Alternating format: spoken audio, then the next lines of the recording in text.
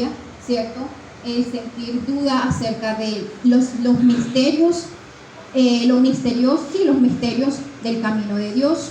Por ejemplo, vemos a un Abraham que en su momento cuestionó cómo Dios le cumpliría su promesa, ¿cierto? A Moisés, dudando de su capacidad para liderar, o a un Job tratando de entender cómo era su sufrimiento. Entonces vemos que Juan se une a este coro de voces tratando de entender los misteriosos de Dios. Pero lo que hace más interesante o más fascinante este pasaje es la respuesta de Jesús, que le dice: vuelvan y cuéntenle a Jesús las cosas que han visto y oído. Los ciegos ven, los cojos andan, los leprosos son limpiados, los sordos oyen, los muertos son resucitados y a los pobres se les ha anunciado las buenas nuevas. Jesús no reprendió a Juan por su duda ni ofreció una confirmación. Por el contrario, Jesús invita a Juan a reconsiderar sus expectativas a la luz de las Escrituras, específicamente las profecías mencionadas en Isaías sobre el Mesías. Por ejemplo, en Isaías 35:5 y al versículo 6 dice que entonces los ojos de los ciegos serán abiertos y los oídos de los sordos se abrirán. Entonces el cojo saltará como un ciervo y cantará la lengua del mudo, porque aguas serán cavadas en el desierto y torrentes en la soledad. Otro, Isaías 61:1: el Espíritu de Jehová, el Señor, está sobre mí, porque me ungió Jehová, me ha enviado a predicar buenas nuevas a los abatidos, a vendar a los quebrantados de corazón, a publicar libertad a los cautivos y a los presos, apertura de la cárcel. Entonces vemos que más que milagros físicos, también podemos decir que son milagros que tienen un significado simbólico referente a las manifestaciones del reino de Dios que traen sanidad, restauración y justicia. Por ejemplo, cuando nos hablan las Escrituras de que los cielos ven, podemos atribuirlos a esa iluminación espiritual. Cuando dice que los cojos andan, hay restauración de nuestra integridad. Los leprosos son limpiados, hay purificación. Los muertos son resucitados, hay victoria sobre el pecado y la muerte. Y a los pobres se les anuncian las buenas noticias. La inmersión de las Escrituras en la sociedad. Entonces vemos cómo esta respuesta de Jesús nos enseña algo profundo sobre la naturaleza de la fe y la duda. La fe no es esa ausencia de preguntas, sino la voluntad de buscar respuestas. La duda, cuando se abarca con honestidad y con apertura, puede ser un catalizador para que nuestro entendimiento sea mucho más amplio y nuestra fe sea mucho más madura. Además, la duda de Juan también nos recuerda que incluso los más fuertes en la fe pueden pasar momentos de duda, ¿cierto? Y momentos de incertidumbre. Y esta incertidumbre de cierta manera nos ofrece un consuelo, porque nuestra confianza en Dios nos permite, digamos, de cierta manera cuestionarnos, pero ese cuestionamiento no es sinónimo o signo de debilidad espiritual, sino por el contrario, que hace parte de ese viaje hacia precisamente esa fe un poco más amplia, un poco más madura. También cabe señalar que sobre la importancia del discernimiento espiritual. Juan, cuando dudó, no se alejó de Dios o de Jesús, sino que por el contrario, él fue directamente a la fuente, buscó confirmación en Jesús. Asimismo, esto es un ejemplo en que cuando nosotros atravesemos por dudas, no nos alejemos de Dios, sino que por el contrario, vayamos a la verdad revelada. Es decir, que cuando nosotros dudemos, vayamos al Señor, vayamos a sus escrituras, que sus escrituras nos hablan. ¿Cuántos versículos aquí en la palabra de Dios no hay para darnos una palabra de aliento, de motivación, de momentos de aflicción? Inclusive encontramos también versículos que representan o simbolizan o de cierta manera responden a también momentos de alegría y de felicidad, ¿cierto? Hay muchos pasajes entonces que nos dan como esa palabra de aliento, que nos vuelven a enfocar, porque Jesús ha prometido guardarnos en completa paz y nosotros debemos esperar. Santo. Gloria a Dios, aleluya. Si le va a aplaudir, apláudele. Gloria a Dios. Entonces, mientras los discípulos de Juan se iban, pues comenzó Jesús a hablar con la multitud, preguntándoles que fueron ustedes a ver al desierto, unas cañas sacudidas por el viento, que fueron a ver a un hombre vestido con ropa elegante. Los que se visten con ropa elegante se encuentran en los palacios. Pero, ¿qué es lo que ustedes fueron a ver? ¿A un profeta? Yo les digo que sí, y a alguien mayor que un profeta. Gloria a Dios. Porque de este es de quien está escrito: yo envío el mensajero delante de ti, el cual preparará tu camino. Jesús comienza hablándole a la multitud acerca de a quién fueron a ver. A través de estas preguntas retóricas, ¿cierto? Jesús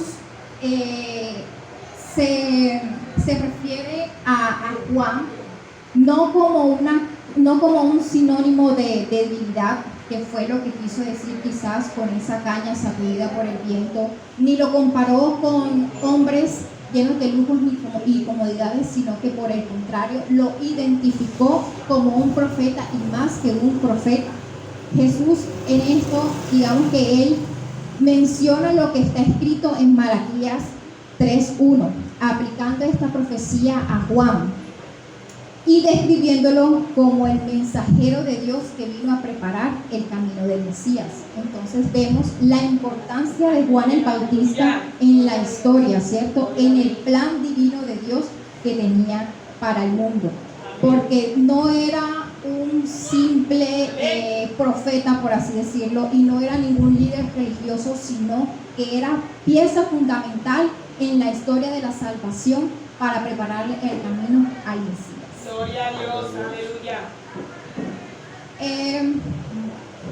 Finalmente, entonces, Jesús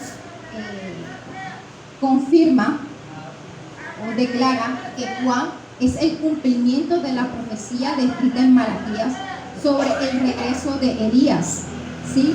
Juan cumple el papel profético asociado con Elías, que era el de preparar el camino, preparar al pueblo para la venida del Señor. Trayendo eso a la actualidad, podemos decir que en esta sociedad en donde las opiniones cambian rápidamente de acuerdo a las tendencias que se dan en estos momentos, nosotros los cristianos, pues estamos llamados a mantenernos firmes en la fe y los valores, ¿cierto? Sin dejarnos ser arrastrados por esas corrientes culturales que de pronto vayan a desviar o a contradecir las enseñanzas de la Biblia.